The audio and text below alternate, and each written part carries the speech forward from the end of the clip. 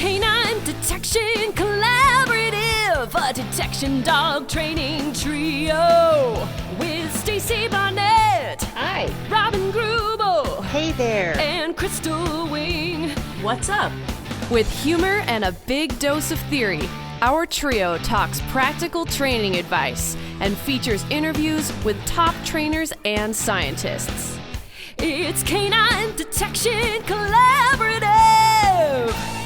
Hello, everybody. Welcome back to the Canine Detection Collaborative. I am Robin Grubel, and I am sitting at the foundation in a lovely, hot and humid Iowa at the moment with my super duper co-hosts, Crystal Wing. Hello. And Stacy Barnett. Hello. And we are actually all sitting in my basement in 3 different rooms. So, it's really kind of silly. It's kind of dumb, but this way we don't get echoes and everything because we're still in the middle of Wayward Dog Trainerville and all sorts of things. So one of the things that we were actually just sitting around in the basement having a conversation about, and we're like, oh, hey, let's do a podcast on this, was the whole concept of bringing our dogs up, bringing our dogs down, arousal states, and making sure that they are in the right mental headspace to be doing what we are actually asking them to do.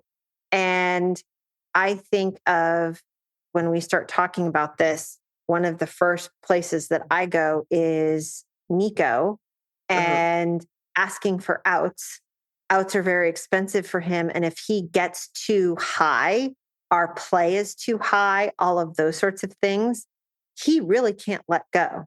And he also is pretty much thinking that I'm an evil human on the planet because I'm going to take his toy from him. And so it's been a struggle of learning to do that and getting him to go from really, really high arousal wise to, no, I need you to out. And now I need you to go back to work and drop it down into a thinking state. And Crystal, you guys do this a lot with the bite work stuff, is I need you to go high to low to high to low and back and forth all of the time. I think of like the little sound wave signs, right?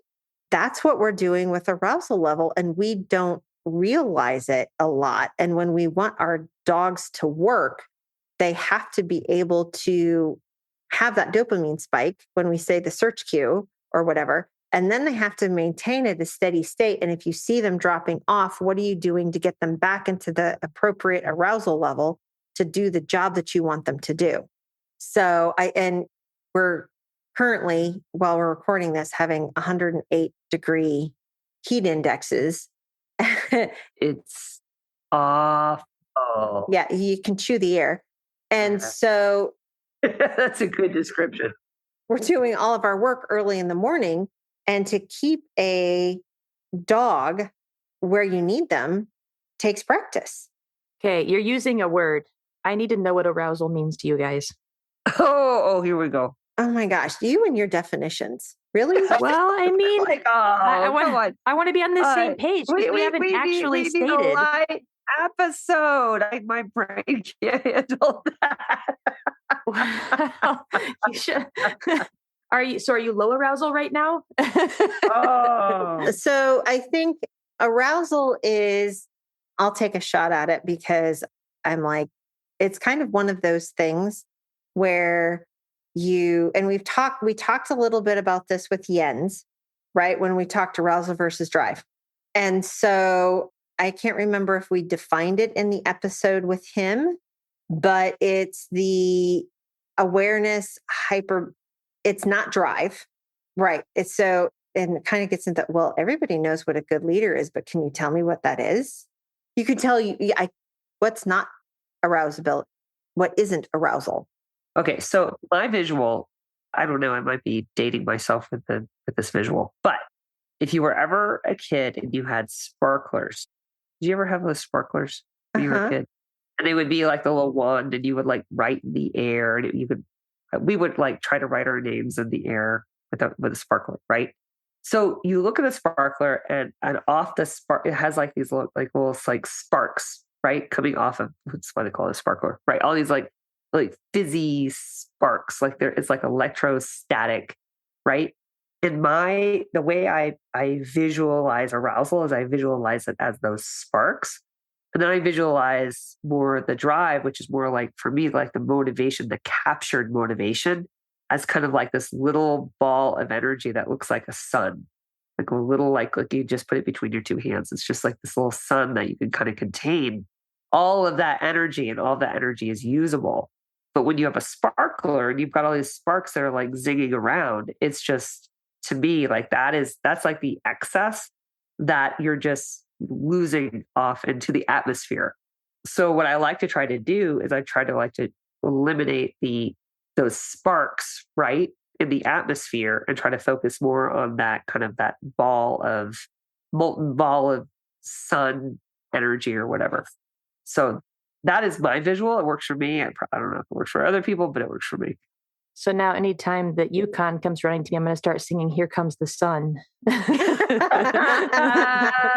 But really, I should be like singing some song about sparklers instead, because he's more of just like sparkle energy. Except when you see that you guys play, like that's not it's not the fizzy.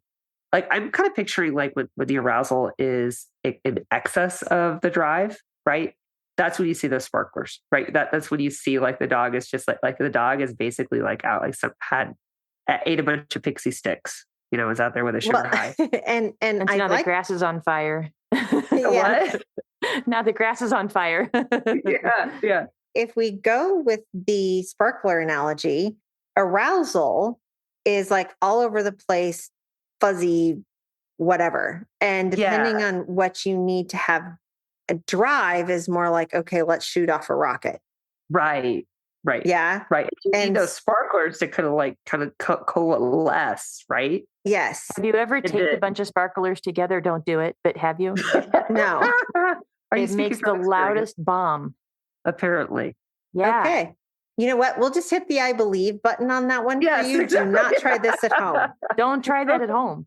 But yeah, except for it needs more source. So if you really want to talk about the idea of the sparklers becoming this thing that's all brought together, I mean, you get too much of that sparkle and it's out of control and it's a huge bomb, and that's over arousal. Yes. So maybe that's the way of thinking about it. I like how you're building on that visual. I like that. I was going on a more simpler thing of just saying that arousal is their level of excitement and their mental control. But hey, sparkles and fun. You Let's know, go. you want to do it that way too. That's cool. That's Wow, cool. maybe we should ask the woman who decoys this particular question. or the person who actually asked the question, because when she asks the question, she already has an answer. So no, I want to know what your answer is. I'm curious what your thoughts are, and I'm always entertained by sparklers and sun. So you're going to be entertained by your answer. They're just going to coalesce it into a nice little package and repeat it back to you in about a third less words that are going to make a whole lot more sense. Correct. That's Crystal in a nutshell. So if we're going to talk about arousal, it's nice that we all kind of agree that it is about that energy. Yeah. And I think it was difficult for some people to understand where their dog lies in that arousal state. Because, okay, for instance, we're at distraction camp this week. And so there were some handlers that their dog started sniffing, and we were in our play session. And I think some people would say that they were lower arousal, but actually what I saw that they were over aroused, and that was their response to being too excited. So the question for you guys, what do you typically see as those high arousal moments? So what you're talking about is a displacement behavior, right? Just whatever. I mean, it could be when they get past that point of being able to think and they're in that just wah. That's what Powder does. She actually does the displacement behavior and she starts sniffing all over the ground. And if I see her do that, I've lost my dog 100%. Yeah. And some of that is actually dog dependent, because some dogs might flip into demand barking. I'm not attacking Brava. I was going to say, okay, now you're attacking her half sister. What is this? Yeah. Or you see dogs flipping into displacement behaviors. You might see dogs go lie down. They completely check out. It totally depends. And I think you also could see the dogs on the low end, if their arousal spiked you have that end, and then the arousal tanks and they're totally shut down. There's that end. And a lot about what that looks like depends on the dog. And so it's been interesting to start thinking about when we opened the episode, I was talking about Nico and getting him to think while we're trying to do outs. And I very early on in the he won't out journey, I learned that yelling at him wasn't going to get him to out faster. And so, and Crystal, this was before I met you, actually. I learned that yelling at him to out and actually escalating the punishment to try and get him to out only made the fight come on faster. And so I didn't know how to work on it until, you're like, no, just do this. I'm like, yeah, knife you. And, and so that's helped. But we also have a lot of history rehearsing. Mom's got to hold the toy. I'm not going to let go, because she takes the toy. Yeah. And yelling at him is actually an expression of your over arousal due to frustration. Yes, exactly. And then he's like, I'll meet you and I'll double down. Right, exactly. Like, I'll just bite harder. Thanks, buddy. Meeting of the wills. The wills. So that just doesn't work. And then it's fun to watch the hunting dogs on their over arousal for a mark to actually watch for the bird to fall out of the sky and see their arousal spike. And it's interesting because Sheba, Little Miss Dancing Queen, one of the things that's been really, really interesting is I'm doing obedience and everything, all the stuff in the garage. And she's like little tappy, dancy feet. Yeah. I get her to the line. Yeah. And she goes dead still. Really? Yes. I mean, it's amazing to watch her at the line. Wow. She is dead still. Let's watch for the thing. And so her prey lock's already flipped in, I think. And she's looking or scanning for the thing. What would be interesting is to see a close-up picture of her, because I'm actually interested to see what her pupils look like. I'll have to try that. Because I know if I have prize and I'm rewarding her and all of a sudden her eyes go black, I'm like, oh yeah, toast. I'm in trouble. I am toast. Exactly. I'm toast. Yeah. You'll even hear me sometimes in my videos going, I don't like your pupils. Your eyes are scaring me. Yes. Yeah. Yep. So that's the deal. How have you found ways so here you're saying that when you give her the job that she has genetically been bred to do, that her arousal hits the perfect moment. Is that kind of what I'm hearing? Yes. Well, her behavior is indicative of her arousal and drive meeting at the optimal level to do the job that she was bred to do. That's so cool. Right. Because she is now hyper-focused on scanning the horizon, waiting for the noise for the bird to fall from the sky. Wow. So we're thinking about our drives and our dog, their internal impulses of what it is that makes them tick, kind of their primary reinforcers. So it's like the bird is the thing. And it's not even the bird, but it's the whole action of it. The retrieving of the thing. Yeah. The scanning, the searching, then the marking, and then going to get the thing. That's all like what she's just wanting to do so desperately. Correct. So thinking about our search dogs and the different breeds and everything that we have, we're always trying to kind of keep them in that optimal arousal for searching. I'm wondering about those dogs that are more into chasing, of how to get them to kind of, to capture that chase into that search. Because, there's always that, you can always strengthen the thing on either side of that predator motor sequence kind of idea. And so I think with arousal stuff, I think you could really do that and kind of pairing those two things together. Yeah. I think with the reinforcement, right? So I see, for instance, Brava is very big into the chase with the whole, she loves to chase the ball, right? She's not, when she brings it back, she just spits it right back out at me. So I see with her that when I set a hide and I use the reinforcement in a way that channels that desire to chase, that I see her get increase in focus for the task at hand, provided I don't do too many reps. And what happens when you do too many reps? Then we can turn into a very fast little train wreck. Which you can see coming. Oh yeah. And I'm like, stop. Yep. I had an interesting question from one of the students that really helped me understand how to kind of frame arousal a little better. And I just asked, how excited is your dog right now in front of you? And she said, this is my dog. This is my dog all the time. I'm like, okay. So then if you compare this to other dogs that you know, because really, I mean, who cares high, low versus somebody else? Like someone else can see my dog and say they're a different number, different this, different whatever, different color, however you want to put this little spectrum. But I said, just for you right now, this is all we care about. Is this how your dog normally is? Yes. Okay. So is this to you a lot of energy, a little energy, just comparatively in your world, in your experience? Just like, oh, it's kind of like probably high, low, kind of there. So it's not medium, but it's not low. It's just right in between. Okay. So can you show me what medium arousal looks like? And so then it was get toys out, get food out, and brought him to like a medium arousal. She's like, yeah, this is medium. Okay. So now can you take him even higher? It's like, oh yeah, I can get him super high. All right, what does that look like? And so then it was get toys out and couldn't quite get him there, but he was in this perfect thinking brain. And it was really cool to see that he really wasn't getting out of this. I can hear everything. I can do everything. I'm very responsive. And she's like, well, this is definitely like a medium arousal, like right where I want him.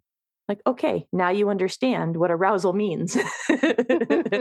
And so if it's one of those where you look at your dog and you're like, well, what arousal is my dog? Then maybe that's a little game you can play, is just consider, is this something that is indicative of what you perceive as low, medium, high? And I think it also depends on how many dogs you work with, how many dogs you watch that do the same things you do. But does it really matter? It's just how you kind of rank it. Is that true, would you say? Yeah. Because we have to, it's all about our interpretation and we have to be able to adjust it. But I think what we label it, I think doesn't really matter. Is that kind of what you're asking? Yeah. I mean, I wonder how big of an impact does it have? Because I see it both ways, because I see some people that think that their dog is just this driven, high arousal thing. And I'm like, oh, dude.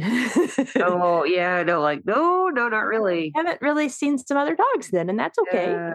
Well, maybe if they're like way off the mark, but if they're kind of like in the general vicinity, like, so I'm kind of thinking out loud. So if they're in the general vicinity, doesn't matter if they label it exactly correctly. But if they are completely off mark, then you may want to adjust your training.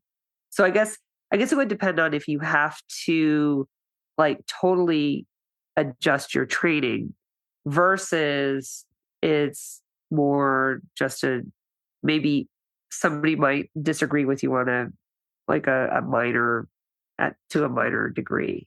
Yeah. Otherwise, like, who cares if you call it like purple arousal or blue arousal? You know what I'm saying? Like I was going to do I wonder if you've seen this dog or you've seen, this sport. And then that can usually kind of give me the conversation to help the person go, maybe this dog is a little higher aroused than you think, or maybe they're a little lower than you think. Yeah. And that for arousal and drive. Right. And so sometimes you see a dog and people say like, oh, this is a fire breathing dragon. You're like, snore, like seriously, like there's like when I like you want to wind the dog up a little bit. But I think that usually I don't think people are that. Oh, wait, no, I'm gonna make people are. Yeah. I was about to say I don't think people are that far off the mark, and now I'm like, no, maybe that is actually pretty common. Yeah, because it's a question I kind of have kind of tinkering around in my head, of how much of an impact does that have on helping someone train their dog when they really don't have a concept, when they think, oh, this dog is super high drive and they're medium arousal and high drive. And it's like, oh, okay. All right. So you know what? The biggest difference I see is that, so I do handle dogs I would consider to be high drive. And I see people sometimes try to mimic like my start line, right?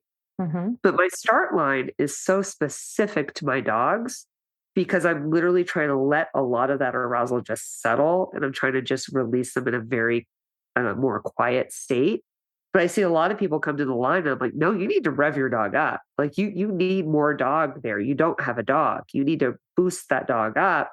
So I think in that case, sometimes we can think we have a little bit more than we do. And in that situation, we are searching with our dogs and our dogs are a little flat. Maybe we don't even know the dogs are a little flat because we don't know what they could be, right? So maybe we don't have a picture of what this dog actually could be, but you could have an instructor that could look at your dog and go, yeah, you could have a lot more dog there if you could just raise the dog's arousal just a little bit.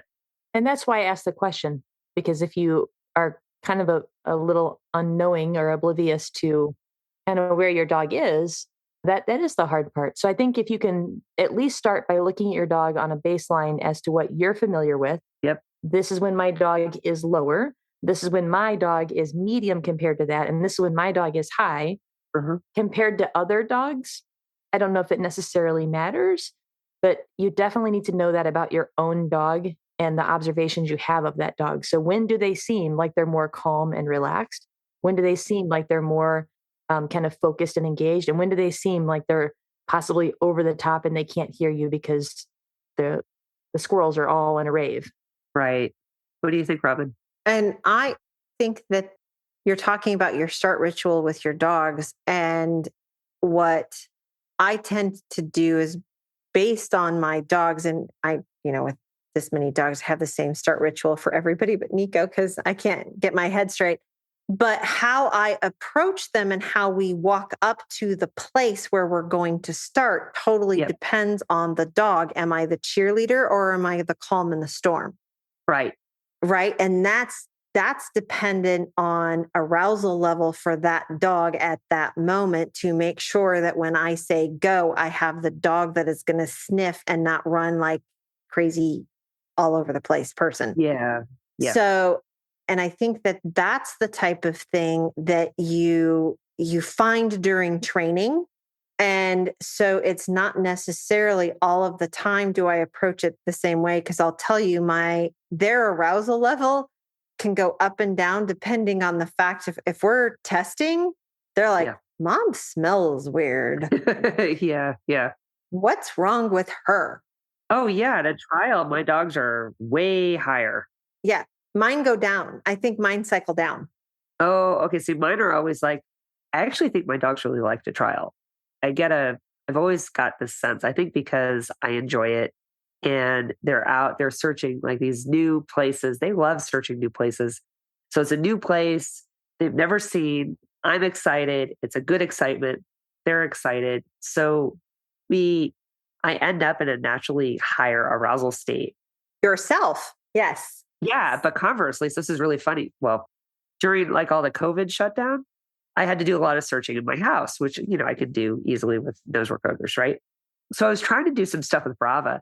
And here's this dog that I'm used to being like, she's a lot of dog, right? So I'm like trying to search in the back bedroom, and she's walking through the room, like totally like flat, looks completely bored. Like, really, here's a hide.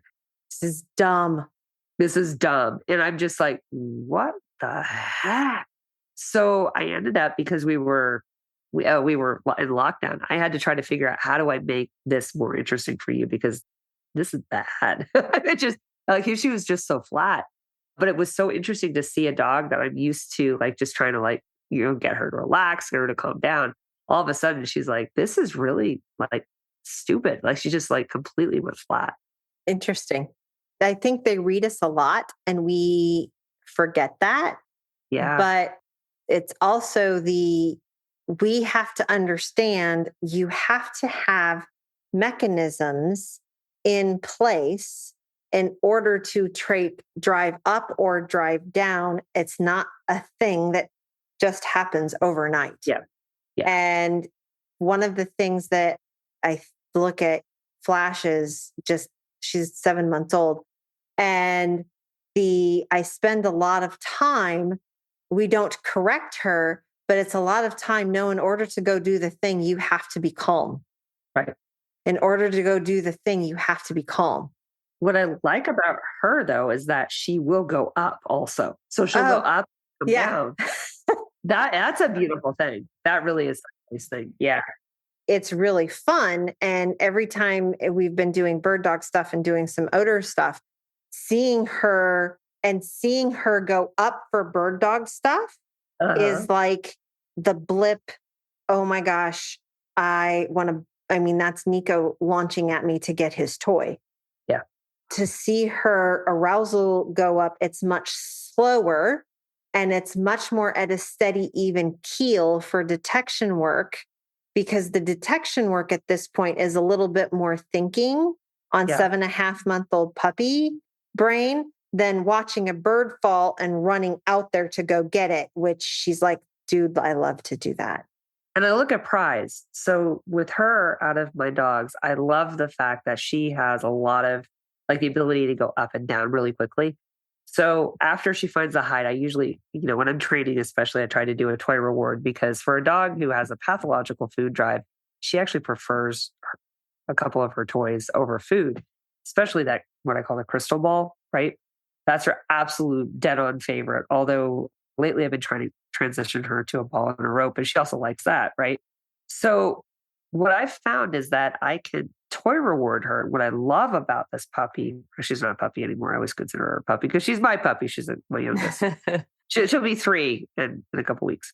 So what I love about this dog is that she will toy reward, but then when I ask her to, to drop it or whatever, I transition her into looking for another hide. Like I see that arousal just ratchet right back into where I want it to be.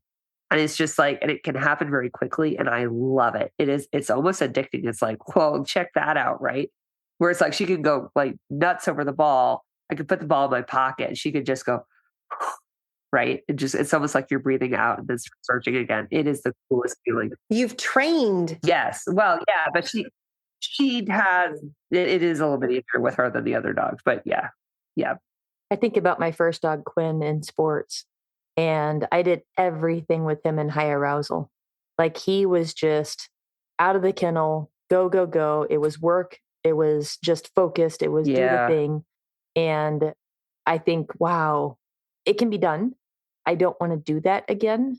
It was hard for him to learn some things, but I think now I'm balancing more on, I'm teaching more things in higher arousal and more distracting environments, but I'm able to be more thoughtful about how I'm teaching those concepts and where and why I'm teaching that in a higher arousal. Right. So that's something that I don't think you can just do first dog and go, this is the arousal state that I want. And so these are things that you kind of have to learn along the way, and by helping others and by watching other teams. Just having one dog and figuring this out, I don't see how it's possible. How about, like, I see a lot of people, you ask them to reinforce the dog. I see this a lot. And their arousal, they keep this high state of arousal for the entire reinforcement experience, right? The entire reinforcement event. And what I see is that the handler and the dog get really tired really fast. Absolutely. Yeah, it's kind of like, well, bring it down and you can bring it back up again. You can bring it down. You can have this nice, really big reward experience without having to be completely exhausted. I had a great chat with one of the students about that today with their German Shepherd. Yeah. And it was this idea that, okay, if you keep playing the same game and getting the same results, you really don't have any sort of push to want to go to the next level. Right. And so usually, like if you're playing a video game or something, there's something that kind of makes you want to progress, something that makes you have that little bit of like, oh, can I do a little more? And then there are moments where you lose that level and you go back down and you have to like restart it. And so you have to have that little bit of variability of some easy parts and then some harder parts, because they wouldn't have video games and such that it could even keep you going if it was all just the same difficulty throughout. Right. It's kind of like a sprint. In what way? I need to know more about this. Well, I'm thinking of interval drills. Yeah, that's what I was trying. Yeah. You have to sprint and then you have to slow down to a slow jog and then sprint and then slow jog and then sprint and slow jog. That's how I see sometimes that I need to be doing with mobility, with my arousal on my little sine wave that you guys can't see me waving my fingers in the air. And so that I need my dogs to experience, I need to take them high and then I need to have them go low because they may never know when you're running full on tilt over the pile and all of a sudden I'm going to whistle stop you because we just got told, oh my gosh, there's a widowmaker up there. No, stop, come back. Yeah. Right. Or it's the same for the bird dogs I'm sending out to go get a bird. I'm going to whistle sit you. I still need you to be able to hear me, turn around, sit and listen. Right. And I'm going to go get the thing. I'm going to go get the thing. Oh, and they're building to go get the thing. And then no, stop, because you took a line 2 degrees to the right. I need to stop and send you to the left. Does that answer kind of what you were talking about? Or like, Crystal, I just wanted to make sure I don't know what I asked. We've been teaching all day, dude. I know. I know, right? Well, we've been teaching for like 4 days. 110 heat index. I mean, we're doing good to be. Yeah. I'm like, my brain is just like melted. No, I guess I'm just thinking about all the ups and downs of how each breed, I think, in each dog, but I see a lot of it within breeds, kind of what they need. And so that's been a fascinating thing. And I get to work with a lot of the bitey dogs. So the Mal's, the Dobermans, the German Shepherds. And then with the sniffy stuff, it's been a lot more of like your labs and the golden retrievers. And it's just so fascinating to see kind of where their drives are. But then the field bred dogs, the purpose bred working dogs, and their arousals and what people choose and what they think is desirable, but then also what would have been better for them. But now they have a dog that has typically too much arousal because that's what they've chosen. Right. And they don't know how to bring it down. So I was curious if you would like to speak to some of the ways you've helped and coached some of the teams to get their arousal to the right spot to be able to search when they're too high. I had a very good experience this morning doing just that, where we had one of our attendees with a Malinois, and the dog was wanted to just bust off the start to do the search. But I saw that the handler was actually, because of body language, was actually revving the dog up. And I asked her to put the dog into a down, which she did, and then release the dog into a search for the down. And it was amazing how the dog was a lot more effective. And it was just a little bit more, the dog just needed a little bit more self-control before the start. With a lot of my students, I don't want obedience behaviors before the search because I work with a lot of low to moderate drive and arousal dogs where you don't want to add that on to the start. But I know from experience, when you have a dog with a lot of arousal, sometimes you need to add a little bit of that obedience on the start to help to instill some of that self-control before the dog starts searching. So I actually worked on that this morning with one of our students, and I think it worked really, really well for her. It's interesting too with some of the lower arousal dogs that doing some of the obedience first, if it's been linked to reinforcement, that can be enough to kind of get that like norepinephrine going and kind of get them so that they are in that right place to be able to start doing the things like some hand touches and some spins and then search. I mean, exactly like on the start line. Yeah. Yeah. Can you do anything like that on the start line? Like, can you ask for a spin and a nose touch and then a go? Sure. Like, when does your time start? When they cross the start line. So there's a physical start line. So it could be like cones or it could be blue tape. You have a reasonable amount of time to send your dog across the start line. I would say I wouldn't take any more than about 10 seconds or so. But okay, you would probably want to do that prior to walking up to the start line, just to get them a little bit more engaged. But if you had a couple like little tiny behaviors that didn't take very long, it's not going to be a big deal. But you may not even have space for that though. So you have to kind of keep that in mind. It reminds me kind of my deal ring. We've got the prep line and then you have the departure line. Right. And between there, you're supposed to have 30 seconds, but that doesn't really happen. And most judges will say you need to move from one to the other and then begin. Oh, wow. You don't even get your 30 seconds? No, not really. So you should do all of that on the way to your prep line before they give you the first horn. Gotcha. And so it's that same kind of thing. Like they have to be in the right stage at that right before the start even. And so it's, you have to really think about what it is you're trying to get. Like I know when I'm going in for an absence of handler, where I'll be leaving the dog in a down and they'll be having all kinds of distractions. I don't want to get them super revved up because I want to keep them a little bit lower. Whereas where I'm getting ready to go in for like my healing, even sometimes I want to rev them up a little bit for that. So it just depends. And I see the same thing with some of the search and rescue work. And I was having this conversation with somebody the other day. What you typically end up having is you have handlers who've gone out and they have their first dog that they're like, I want to do search and rescue work with, or I'm doing detection work with. And it was initially purchased or adopted to be that family pet. And it might show the propensity to do the work, but you spend a lot of time drive building and bringing up arousal and all of those things. And they're either used to the whole, let's use runaways, let's use loud things and lots of waving toys and 6-year-old girls who want a free pony type of voices to get the dog at a really high level to then push through some of the other environmental stuff that they might have, or to get the dog to the right arousal rate so that it will move out with purpose and go do the job. And then they go get their first purpose-bred dog and don't understand why they have a dog that is screaming or is just like all over the place, not realizing that they didn't have to do some of the arousal stuff because the drive is already there.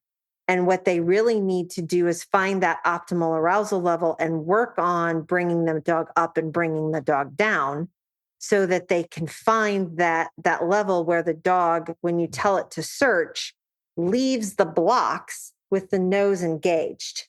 Right. And so that's the thing that you're actually trying to get to the right level at.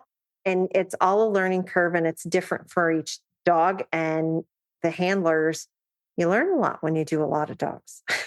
So how about you, Crystal? What do you see like with your... Like how to get them to the right arousal? Yeah, like what are your techniques? So it's location specific. So when there's large areas that need to get covered, then I'm definitely going to have like Radish in a different arousal state than when it's more of a, like when we're doing vehicles recently or doing a building. So I used to have a kind of a big start ritual that I'd have to do to make sure that she was engaged and that we were a team together. And it's nice that we've been able to kind of whittle that down. But I do ask for a little obedience, but I did that too, knowing that I'd have to walk up to the place. And so I'm adding a little bit more of healing into that beginning. So it's are you ready? And she's like, oh, yes, I am. Because I reinforced ready, that word, so many times now that when I say, are you ready? She looks at me. Like I could probably say that and use it as a look at me cue at this point, and I wouldn't, but that's her response now when I say it. And then I say with me. Then she gets into a heel position to my left and we heel to the place that I want to start from. And I face the direction I want to go. Now it depends at that point as to where I need her. So if it's really hot, then I know I'm not going to have a dog for a really long time.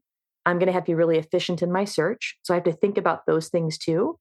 And so I'm going to bring her up pretty high, knowing that I'm going to have to find something pretty fast because I'm not going to have a dog that's going to last a long time. So that one's the hardest one for me because I have to bring her up to the right amount of energy to be resilient through the amount of heat, but also not so high that now it's spoon tongue, I can't breathe. Yes. So those are some considerations. When we were out doing the buried, I still want her to be up pretty good so I can heal her the same thing I just did. And I just hold her chest. Actually, I say sit to make sure that that's her trained final. If she can sit really fast, then I go, okay, you can hear me and you're ready to go. If I say sit, and not even if she's looking at me, I don't expect her to look at me when I say the word. It's like we've patterned it so much. But if I say sit in that same voice and she can't, then I know, nope, we're not going. And so then it's that assessment of, okay, why can't you sit? Well, sometimes it's because she's already an odor. Right. And she's looking at me like, are you kidding me? I can't sit here. I have to sit at the place. And so if I see that behavior, then I know, oh, go, are you ready? And she's like, yes, just let me go. Yeah, I think we saw that right when we did one of the vehicle exercises. She's like, what are you doing? Just like, it's right.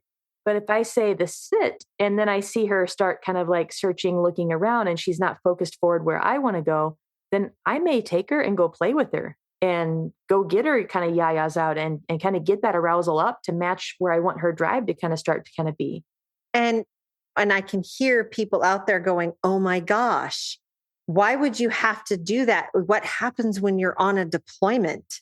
And one of the conversations we had a lot today was, how many times do you trial versus how many times do you train? Or how many times do you deploy versus how many times do you train? I'll do the same thing on a deployment. I agreed. Do I need, and I'll say, you know what? After 4 or 5 times up on a pile, I need my dog to have his head in the game. We may play a nice, not like, oh my God, we're going to be exhausted round of tug, but let's play tug. Are you ready to go? Yep, you're spot on. Let's go. Absolutely nothing wrong with that. I think people start getting into this whole mindset that the dog must do it. The dog is a robot. The dog must do it. Yes. Yes, ideally that's what we train for, but you know what? It's a dog. Yeah. Like I want the dog to be in the optimal amount of arousal and the optimal state to do the job and be successful. And if that means that I need to read my dog and go, you know what? I think you could be a little higher to do the job better. Or, you know what? I think you're a little high, sweetie. Why don't I just lay you down, chill you out a little bit? Yeah. Why don't you come over here for a second and get a drink of water? And now let's go again. Yeah, let's try it again. And I think that that's something, and this is one of the other things that, we'll see with students, is that you're walking up to talk to the instructor or the evaluator or something, and you can see the dog either cycling up or cycling down as they walk up to you. And then the person lets them self-employ. Yep. I'm going to sniff. I'm going to tug on my leash. I'm going to try and mug you for your toy. I'm going to bark at you. I'm going to do all of these things. Now I'm going to get mad at you. Shut up. Knock it off. Quit doing that. And the dog's like, well, okay, I'm going to sit down here for 2 seconds. Then you go back and talk to your evaluator or your instructor, and the dog starts doing the exact same thing. And then by the time you both start the problem, you're both really annoyed, or at least the human's annoyed. The dog is like, why are you such a dummy? Yeah. And it just doesn't start. So I will yet again advocate for a really, really solid sit in almost any atmosphere, if appropriate, that you can give your dog a sit and it will stay there until you are done doing your shenanigans. Or talk to the people you want to talk to before you go get your dog. Go to the car, get your dog, walk in with purpose, and go to work. Yep. So I think about Mondio Ring, and I know it's a little bit different than detection stuff, but I think that's a really good example too of where you have to get their arousal straight. Because in one of the things, you are sending them to go bite the decoy, and the decoy is running away, and the dog has to bite them as they're fleeing.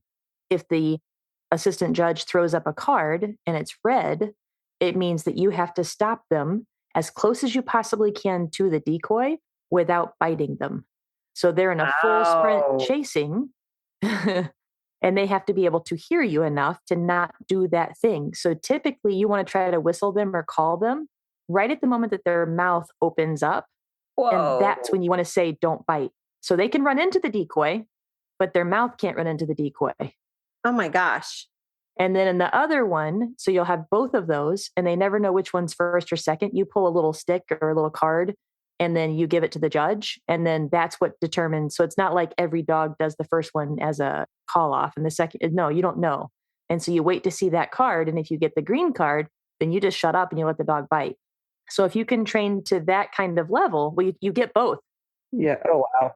Oh, so wow. You're going to have them both to deal with. Wow. Wow. So that's where you really have to think about the dog doing the thing that they are bred to do, that they enjoy more than any other thing, but still having the ability to listen and respond to what you have to say. So do you, totally off topic, but do you get like different points? Like if you call your dog off sooner rather than later? Like you're like, oh, I see that red card and my dog's nowhere near the decoy, but I really don't want to fail. So I'm going to call my dog off now. Right. You'll get less points. Ah, so to get full points, they have to be within, I don't remember the space, but it's like within a couple meters of the decoy when they call off. wow. Interesting. Wow. Yeah. And so you'll see some pretty cool ones where it's the whistle is right as a dog opens their mouth and they're like, ah, and like they crash into the decoy even because they're like, I can't not, bah. Momentum. I was already there. I'm in the air. I'm launched. Yeah. It's like, now I'm just going to headbutt.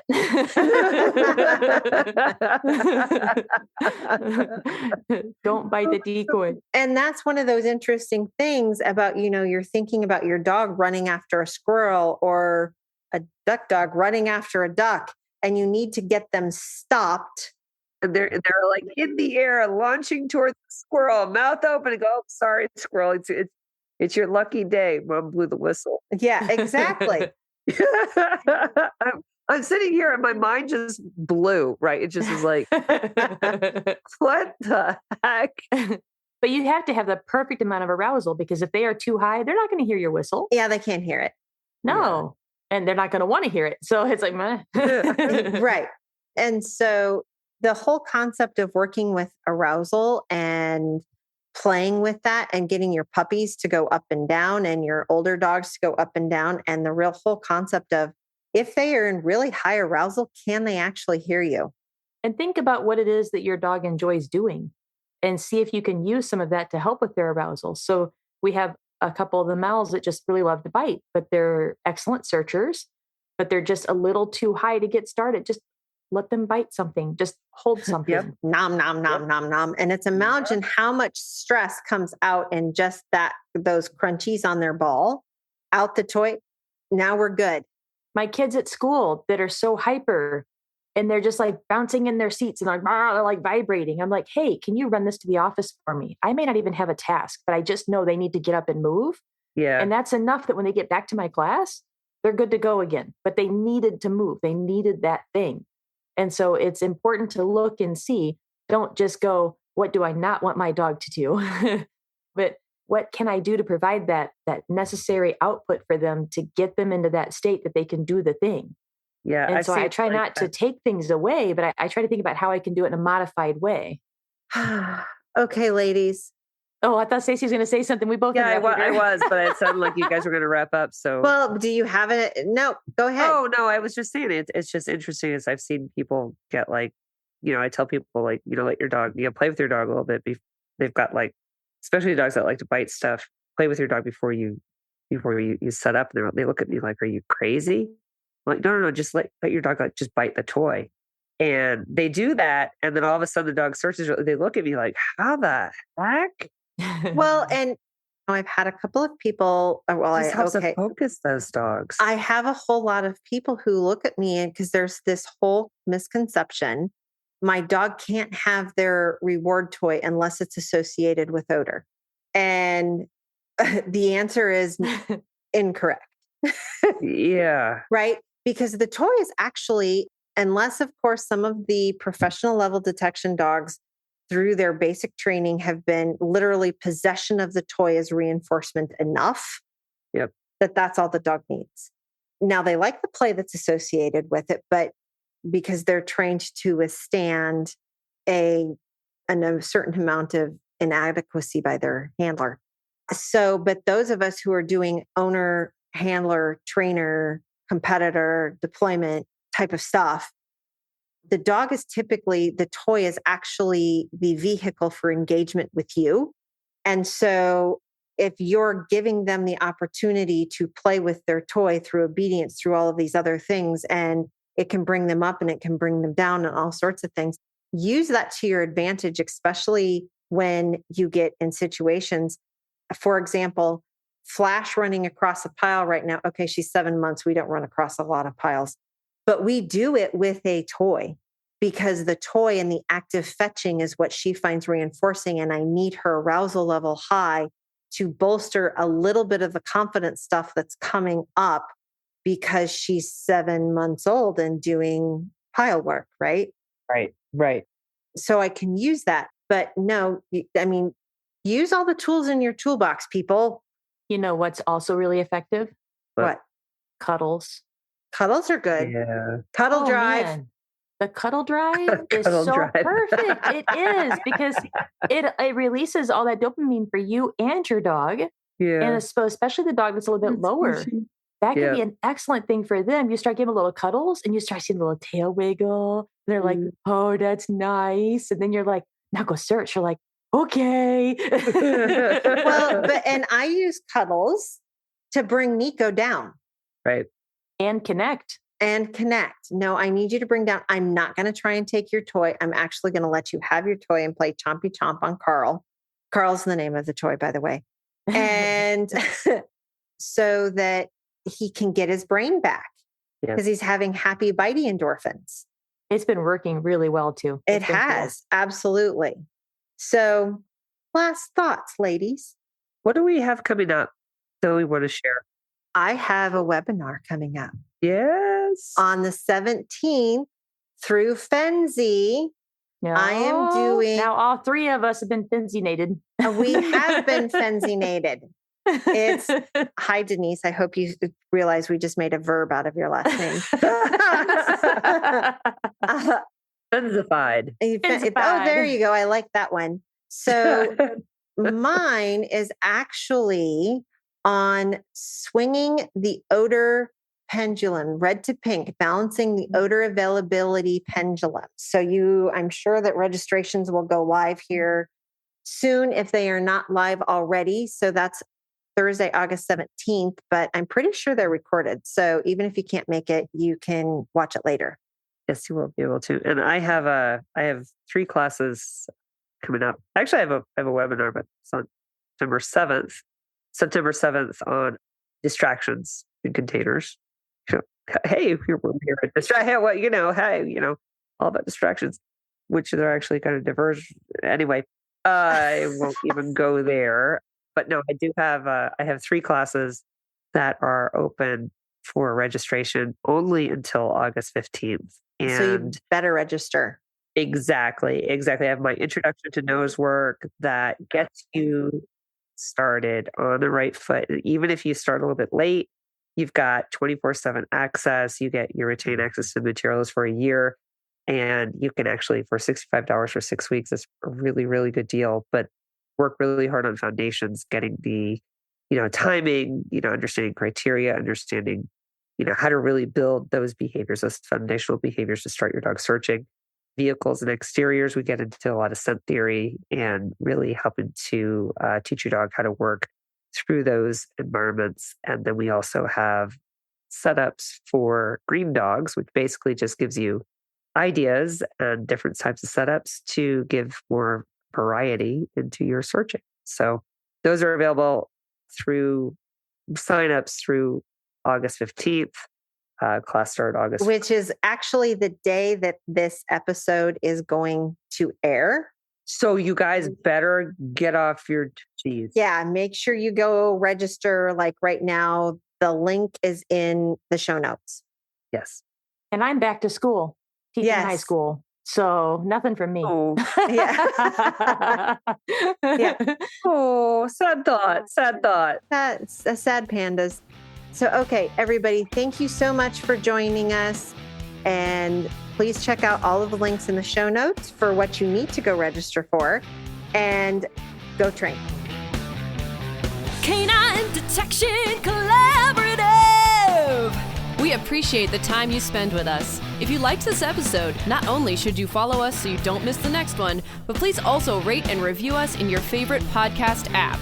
For info on collaborating with us, go to k9detectioncollaborative.com. That's K9detectioncollaborative.com, where you can find our socials and pick up our latest monthly freebie. Join us again to talk training in the next episode.